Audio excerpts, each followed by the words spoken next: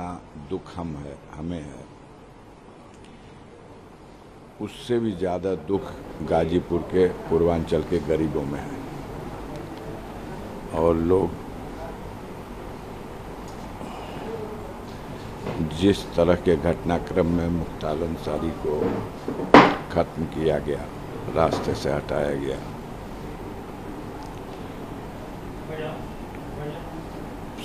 समय आएगा तो आप देखिएगा पूरी तरह से हमारे पास पुख्ता सबूत है कि उनको जहर दे करके मारा गया है। और एक दुर्दांत अपराधी को बचाने के लिए पूरी सरकार और उसकी मशीनरी इतना बड़ा षड्यंत्र कर सकती है, शर्म ही नहीं है। सब कुछ पटल पर है। सिर्फ एक बात पूछ लीजिएगा कि 26 तारीख को मुख्तार अंसारी को, जो न्यायिक अभिरक्षा में बांदा कारागार में थे, उनको मेडिकल कॉलेज क्या भेजा था? कोई सैर करने की तो जगह थी नहीं। सुपरिटेंडेंट कहते हैं हमने 2 बजे उनको भेज दिया क्योंकि हमें डॉक्टरों ने सलाह दिया। 3 डॉक्टरों के पैनल ने कहा कि इनकी हालत सीरियस है, इन्हें मेडिकल कॉलेज भेजा जाए। मेडिकल कॉलेज में उनको 3 बजे 3:30 बजे वहाँ एडमिट किया गया। हम लोगों को एक टेलीग्राम पुलिस के माध्यम से रात में 3 बजे के बाद थाने से आके दिया गया, रेडियोग्राम है कि आप तत्काल मेडिकल कॉलेज बांदा पहुंचिए, मुख्तार अंसारी की हालत चिंताजनक है और उन्हें मेडिकल कॉलेज में सुपरिटेंडेंट जेल ने भर्ती कराया। हम लोग गए वहाँ, वो जेल में हॉस्पिटल में भर्ती थे। उनसे मिलने का बहुत मुश्किल के बाद 5 मिनट का मौका दिया गया और 5 मिनट की मुलाकात में पहली बात उन्होंने कही, उन्होंने पहले से भी मालूम था और उस दिन भी पहली बात यही कही कि भैया ये जहर जो हमको खिला दिए हैं सब, उसका असर इतना बढ़ता जा रहा है कि हम मूर्छित हो जा रहे हैं और मुझे बहुत बेचैनी है, मेरा पेट में इतनी गैस बन रही है और शरीर की शक्ति खत्म हो गई है, दर्द बहुत है। आज रात में मैं बहुत देर तक, हमें याद नहीं है, बेहोश हो गया था। ये लोग उसी अवस्था में मुझे हॉस्पिटल शिफ्ट कर दिए। यहाँ आने के बाद जब ट्रीटमेंट शुरू हुआ, ऑक्सीजन लगी और ये सब, तो मैं होश में आया। हमने डॉक्टर से पूछा कि कैसे, कौन इलाज कर रहा है, तो 2 लोग तो वो मेरे सामने लाए गए जो फार्मासिस्ट थे, और एक डॉक्टर जो आए, उन्होंने बताया कि मैं सर्जन हूँ, हार्निया का सर्जन। तुमने कहा मुख्तार अंसारी के केस में क्या है? कह देखिए, मैं एक सर्जन हूँ और सर्जन की हैसियत से मैं ये कह रहा हूँ कि इनका कोई सर्जरी का केस नहीं है। तो उसने अपनी बात ढकी अंदाज में कह दिया। मैंने कहा प्रिंसिपल साहब से बात करा दीजिए, मुलाकात करा दीजिए। बताया गया 10 मिनट बाद प्रिंसिपल साहब मिल लेंगे। 10 मिनट बाद कह दिया गया प्रिंसिपल साहब, मेडिकल कॉलेज के प्रिंसिपल, मिलेंगे नहीं, फ़ोन पे बात करेंगे। हमका फ़ोन पे बात करा दिए। 10 मिनट बाद फिर कह दिया गया कि नहीं, फ़ोन पे भी बात नहीं कर सकते। तो हमने कहा कि तो ठीक है, टेलीफोन नंबर उनका दे दीजिए। बताया गया कि नहीं, वर्जित है, यहाँ किसी का टेलीफोन नंबर कहीं किसी को नहीं दिया सकता। हमने कहा मेडिकल ऑफिसर है, मैं एक रिस्पॉन्सिबल पर्सन हूँ। हम लोगों को डायरी में लिख करके सूचना आयोग पूरे प्रदेश और देश भर के सारे अधिकारियों का नंबर खुद ही छप के देता है, और ये कौन सी गोपनीय चीज़ है कि वो अपना नंबर नहीं दे सकते। हम अगर चले जाए, मुलाकात का समय पूरा हो गया, तो हम बाद में ही उनसे पूछ लेंगे कि खैरियत क्या है मेरे भाई की। तो उन्होंने कहा सर नंबर नहीं दे सकते, हम लोगों को प्रतिबंधित किया गया। फिर हमने कहा कि एक रिक्वेस्ट मेरी है कि अगर आपके काबू करना हो तो समय रहते इसको कहीं रिफ़र कर दीजिएगा जहां इसका इलाज हो जाए। तो उन्होंने कहा कि हम उम्मीद करते हैं कि 3-4 दिन में हम इनको नियंत्रण में कर लेंगे, मतलब इनकी जो अस्वस्थता है उसको हम काबू में कर लेंगे।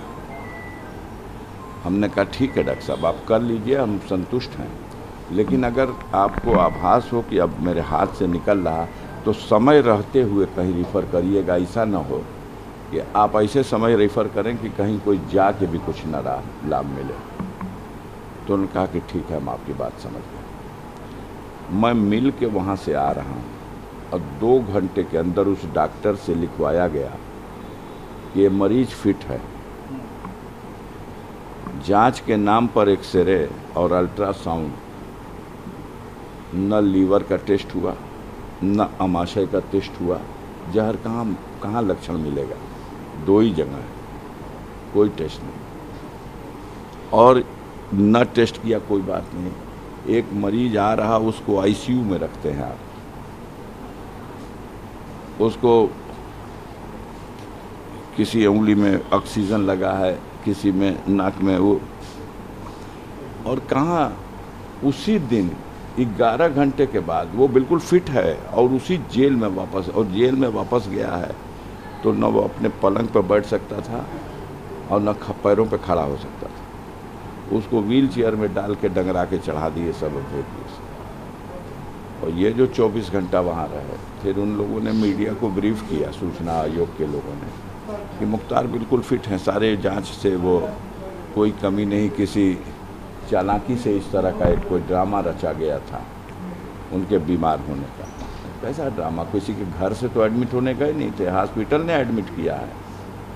और अगर वो ड्रामा था तो 24 घंटे बाद जो कुछ हो गया, ये क्या था? उसके ट्रीटमेंट का कुछ जो लाभ मिला, उन लोगों को शॉक हुआ कि ये तो बच गया है, हम लोग तो लास्ट स्टेज समझ के भेजे थे, तो बच गया, इसको फिर ले जाए, फिर ले जाके इतना लॉस कर दिया। जो घटना हुई है उसी दिन 3:30 बजे उसने, लगभग 3:30, 2-4-5 मिनट आगे, उसने अपनी बहू से फ़ोन पे बात की है और अपने बेटे से भी बात की। आप उसकी आवाज़ देख लीजिए क्या है। ये नाटक है। और उसी आवाज़ में वो कह भी रहा है कि मेरी बॉडी मेरा साथ छोड़ रही है बेटा, मैं बैठने उठने लायक भी नहीं रह गया, मुझे बेहोशी आ जा रही है। कुछ देर बेहोश हो जाता था, फिर होश में आता था, और उसको नाटक माना जा रहा है। जब वो मुंह से खून फेंक दे रहा और मर जा रहा, तो उसको आप ले जा करके हॉस्पिटल में नाटक करके फोर्स चारों तरफ लगा के, और कि इलाज हम कर रहे हैं, और उसको घोषित करा रहे हैं कि हार्ट अटैक हो गया। कहीं अगर भगवान है तो हम आप देखें या न देखें, वो तो देख रहा है कि कितनी निर्दय होकर के इन लोगों ने उस व्यक्ति को, वो हट्टा खट्टा गुड पर्सनालिटी का आदमी है, मुझसे 10 साल छोटा है, मैं उसका 10 साल बड़ा हूँ, मेरे सामने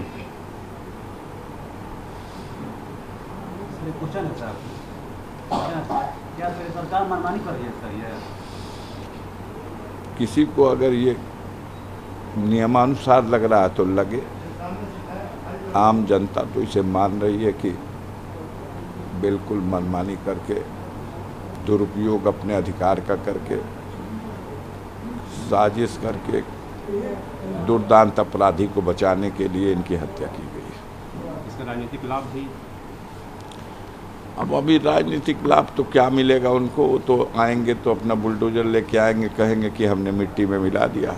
अब हमारे धर्म के अनुसार किसी की मौत होती है तो उसको मिट्टी में दफन किया जाता है, और मिट्टी में दफन होने की प्रक्रिया को अगर कोई कहे कि मैं मिट्टी में मिला दिया, हमारे हिंदू भाई जब मृत्यु हो जाती है तो उनको उनका दाह संस्कार किया जाता है। अब कोई कहे कि हम तो इसको आग में जला दिया, तो ये तो जले पे नमक छिड़कना है और क्या है। ये तो एक प्रक्रिया और परंपरा है, धार्मिक रीति रिवाज है। आप लीगल बैटल में जा रहे हैं? जाएंगे भैया, हम अपने लीगल टीम से मशवरा करेंगे। अभी तो हम लोग इस हालत में ही नहीं, मरमाहत है पूरा परिवार। 3 दिन सोच लीजिए कि न किसी ने खाया है, न पिया है, न कहीं नहाया है, न धोया है, न शौच हो सके है। कोई लाश आ रही, खबर तो उसी दिन आ गई ना कि मौत हो गई। जो ओवरऑल सिचुएशन बनाता है, जैसे अब्बास पार्टिसिपेट नहीं कर पाए इसमें, अब्बास के लिए जेल में है, नियम है कि पेरोल मिलना चाहिए, तो पेरोल शासन दे सकता है, अब्बास को नहीं मिलेगी। डीएम दे सकता है, अब्बास को नहीं मिलेगी। न्यायालय का सहारा था, न्यायालय में डाली गई दरखास्त। हाई कोर्ट के जज साहब बैठे ही नहीं, दूसरे जज के यहाँ फाइल गई तो उसने कहा कि हम सिर्फ अपने न्यायालय की फाइलों को सुनवाई करेंगे, दूसरे जज की के यहाँ से ट्रांसफ़र जो आई हैं फाइलें उनको नहीं देखा नहीं। सुप्रीम कोर्ट में चीफ जस्टिस के यहाँ एक डाली गई अर्जेंट में कि बेंच में सुनवाई को न डाल करके अर्जेंट मैटर मान के इसको रात में ही सुनवाई करा ली जाए। तो चीफ जस्टिस साहब ने कहा कि वो उस नियम के अंतर्गत ये विषय नहीं आता, ये रिट लाइए और बेंच सुनेगा। तो मिट्टी तो आज हो गई, अब बेंच सुन करके भी क्या करेगा। अच्छा, ये जो परिस्थितियाँ बनी कि मतलब पत्नी भी नहीं आखिरी बार देख पाई, नहीं देख पाई। मुख्तार की बहू वो आई है अब्बास की पत्नी। अफशां के विरुद्ध पहले ही से वारंट है और वो इनाम भी घोषित कर दिया गया है। ऐसी परिस्थिति बनाई जा सकती है, ये भगवान न करे कि कभी किसी दुश्मन के ऊपर भी आए कि उसका सुहाग उजड़ जाए और वो अपने सुहाग का दर्शन भी न कर सके, किसी के ऊपर न आए। लेकिन हुआ ऐसा, क्योंकि अब वो जहाँ कहीं भी होगी हमारे धार्मिक रीति के हिसाब से अब 4 महीने की तो इद्दत बढ़ाएगी। उसके बाद हो सकता है कोर्ट के सामने आए।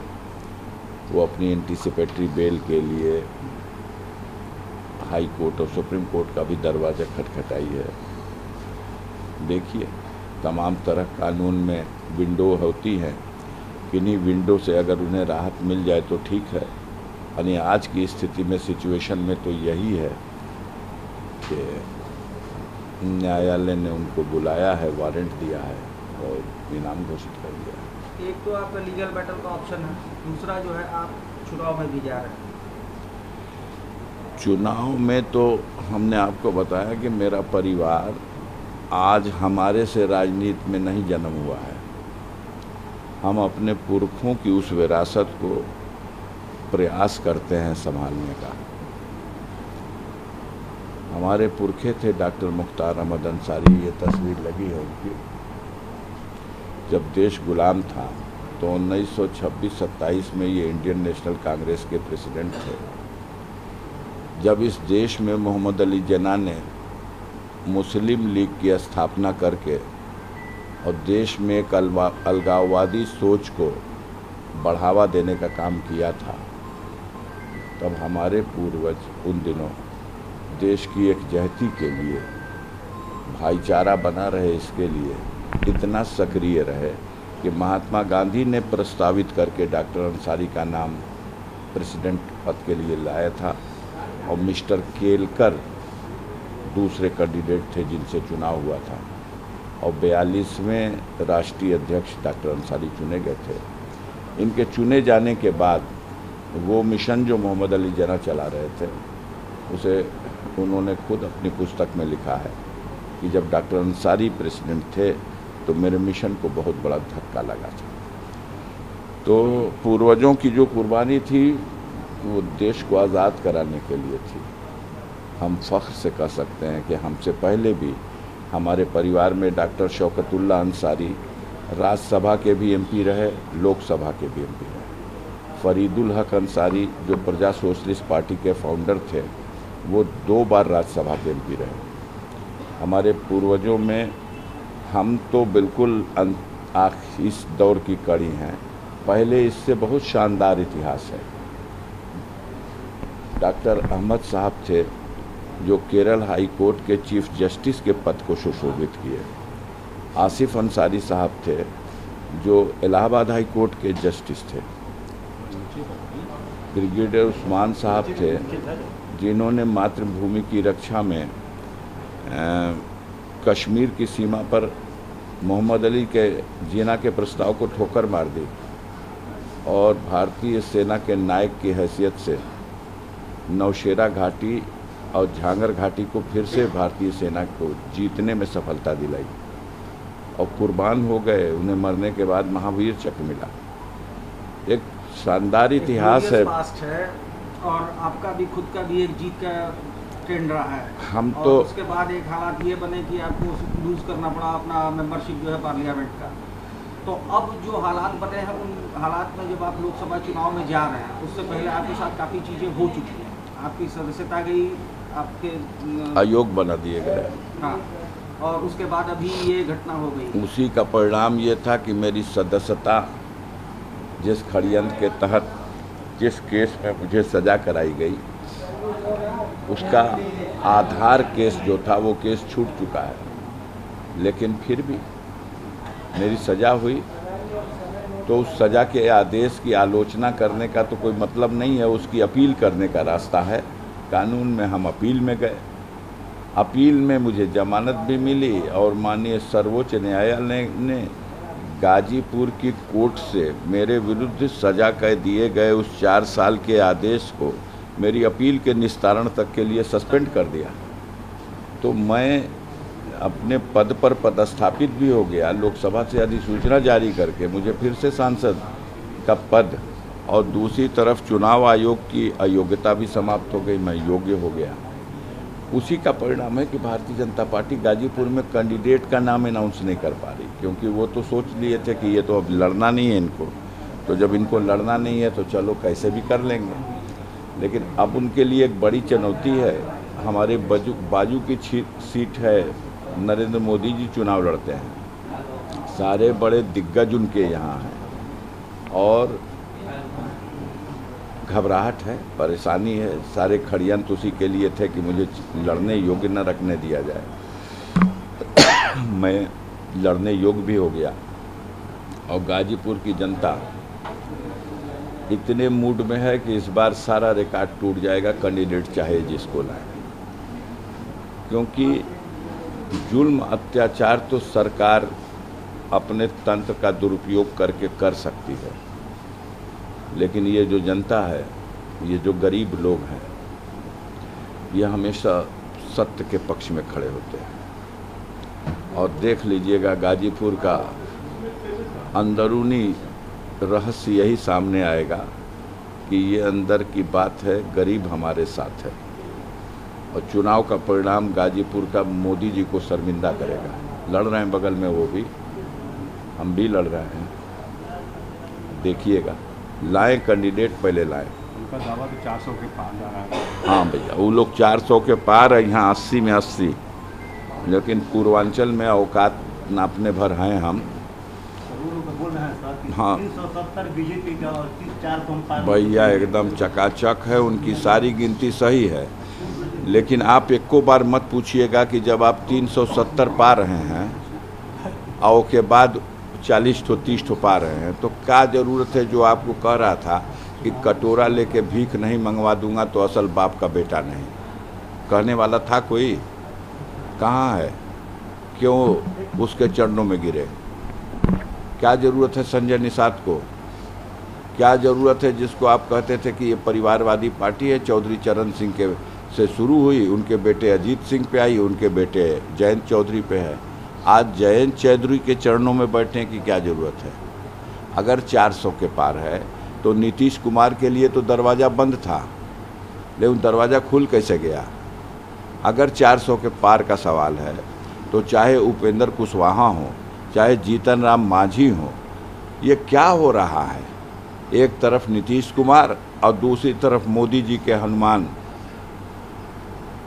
पासवान साहब। तो ये सब एक बात है कहने की। अंदर से उनको हकीकत मालूम है कि जो मिडिल क्लास वोट करके इनको सत्ता में लाता था, आज सबसे ज़्यादा दुखी मिडिल क्लास है। इस महंगाई से, इस भ्रष्टाचार के दौर से, इस बेईमानी से आम जनता त्रस्त हो गई है। बेरोजगारी का आलम ये है कि मतलब जो हम लोग अक्सर देखते थे, कभी रात भोर में गाड़ी से निकल जाइए, आप लोगों को भी सफ़र करने का मौका मिला होगा, तो सड़क पे नौजवान दौड़ते हुए, रियाज बनाते हुए मिलते थे। और दिखाई नहीं देते क्योंकि निराश हो गए, मायूस हो गए वो कि इस दौड़ और रियाज का कोई मतलब नहीं है, ये सरकार कोई सर्विस देने वाली नहीं है। लोकसभा चुनाव पूर्व विधायक मुख्तार अंसारी जी के साथ इसको लेकर अभी लोकसभा चुनाव में भी क्या समाजवादी पार्टी भी इस पर मुखर है? और चुनाव में देखिए, अभी हम लोग उस तरफ नहीं जा सके, हम सब मर्माहत हैं।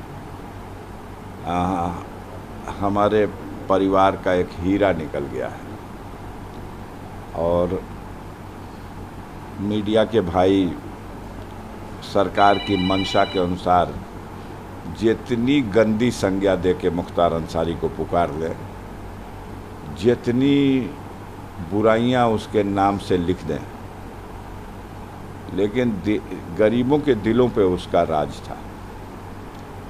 मुरली मनोहर जोशी भारतीय जनता पार्टी के राष्ट्रीय अध्यक्ष रहे हैं, चोटी के बहुत बड़े नेता रहे हैं, और बनारस की धरती पर मुख्तार अंसारी और मुरली मनोहर जोशी का लड़ाई हुई थी, बहुत मामूली से वोटों से। 2 विधानसभा में, रोहनिया विधानसभा और सेवापुरी विधानसभा, दोनों जगह मुख्तार जीते थे और मुरली मनोहर हारे थे। शहर जब आया तो शहर में कैंट मुरली मनोहर जोशी को जीतना था, जीते, लेकिन उत्तरी दक्षिणी उस समय एक समद साहब एमएलए होते थे सपा के, और वो सारी ताकत लगा दिए लोग, नहीं तो एक सीट उत्तरी हम लोगों को और लीड होनी थी, वो हमारी लीड नहीं हो सकी। और 1 बजे के बाद जो कांग्रेस पार्टी के उम्मीदवार थे, राजेश मिश्रा या और भी जो कोई उम्मीदवार थे, ये लोग खुद ही कहने लगे फूल को वोट दे दो, फूल को वोट दे दो, नहीं जीत जाएगा मुख्तार। अब अगर लोकप्रिय नहीं था तो क्या उसका दबदबा था? जब वो जेल में है, वो जेल में लड़के लड़ा था, कोर्ट ने, हम लोगों के वकील ने दरखास्त दी तो कोर्ट ने कहा था कि आपने 10 दिन का पेरोल मांगा है, हम इसको 3 दिन के पेरोल देने पे विचार करेंगे, आप एप्लीकेशन दुरुस्त करिए। 3 दिन के पेरोल की एप्लीकेशन दी गई, तब उन्होंने कहा 2 दिन का। बहस सुन के जजमेंट रिजर्व किया, 2 दिन का पेरोल मिल गया होता तो मुरली मनोहर जोशी सब होने के बाद भी हार जाते। हम लोगों ने रोड शो का मैप तैयार कर लिया था, किस तरह से उसको सिर्फ एक रोड शो करा देंगे 2 दिन में 5 विधानसभा में। घोसी लोकसभा क्षेत्र, अपने ज़माने के कद्दावर नेता रहे हैं कल्पनाथ राय, काबीना मंत्री रहा करते थे, श्रीमती इंदिरा जी के बहुत खास मंत्रियों में से थे। काबीना मंत्री कल्पनाथ राय के खिलाफ 1995 में मुख्तार इसी घोसी लोकसभा सीट से चुनाव लड़ गया और 3 विधानसभा में उनको हरा दिया। उस समय सगड़ी भी इसी में था, और हारे कहाँ? मऊ सदर से हार गए। मऊ सदर विधानसभा में और गोहना मोहम्मदाबाद में वो हार गए, और 3 जगह जीत करके भी उनके मुकाबले 12,000 वोट से हार गए, जेल में थे। और कल्पनाथ राय बहुत बड़ी हस्ती थी उस धरती के लिए। तो इस तरह की स्थिति है। अब हम उसको कितना भी कीचड़ फेंकें, अगर हमारे कीचड़ फेंकने का उन मत देने वालों पे असर होता तो एक आदमी जेल में है और 4 बार विधानसभा का चुनाव जीत रहा है, पर्चा भरने भी नहीं आता, उसका एजेंट जाके जेलर से दस्तखत करा के पर्चा भरता है और जनता उसको वोट दे के जिताती है। मत स्वीकार करे कोई, संज्ञा आप दे सकते हो। हम मानते हैं कि मुख्तार अंसारी को कोई शंकराचार्य नहीं मानेगा, लेकिन जितनी बदनामियां हैं उसकी कभी समीक्षा आपने नहीं की। अब तो वो दुनिया में नहीं है। हम आपको कहते हैं और साधारण ढंग से कहेंगे तो आप उसे गंभीरता नहीं लेंगे, इसलिए चुनौती दे के कहते हैं मीडिया को कि अब तो मुख्तार मर गए, कहानी बंद। लेकिन आज की डेट में जो आप रोज़ लिखते थे कि 60-65 मुकदमे उसके खिलाफ हैं, आप सिर्फ इतना मांग लो कि जो जितना भी 60-65-70 जितना मुकदमा बता रहे हो, इनमें कई मुकदमा ऐसा है जो मुख्तार के जेल में जाने से पहले का उसके ऊपर है। मांग लीजिए, आज की डेट में 99% वही मुकदमे हैं जो मुख्तार जेल में है और जेल में रहने के दौरान उसके ऊपर बाहर से लिखे गए हैं कि मुख्तार ने साजिश करके ये कर दिया, ये करा दिया, ये कर दिया, ये करा दिया, ये। तो भाई आपकी कागज़ है, आपकी सरकार है, आपकी कलम है, जो चाहे लिखवा दो। जेल में एक आदमी है 18.5 साल हो गया लगातार, 25 अक्टूबर सन 2005 को जेल में गए, अब 6 महीना बाकी है 25 अक्टूबर को, 18.5 साल। और इसके पहले 2 बार में और मिला के वो 3.5 साल और जेल में रहे। एक बार दिल्ली में टांडा का मुकदमा उनके ऊपर कायम हुआ, पंचकूला से उन्हें पकड़ा गया था और दिल्ली में टांडा में लाके बंद कर दिया गया था। 2.5 साल बंद रहे, जब टांडा ख़त्म हुआ तब भी निकल पाए। एक बार और, तो वो कुल मिला के अपने जीवन का 24 साल तो जेल में ही बिता दिए। 24 साल जेल में बिता दिए। अगर आप लोग सुबह से आए रहे होंगे तो आपको आभास हुआ होगा कि ये किसी रैली के लिए जुटाई गई भीड़ नहीं थी कि गाड़ी घोड़ा ट्रैक्टर और बस और खाने का पैकेट और किसी को सुविधा और किसी की ठेकेदार के माध्यम से बुलाया गया। सब अपने भागे चले आए हैं, धक्का खाए हैं, कल से ही देख रहे थे, धक्का खा रहे हैं, लाठियाँ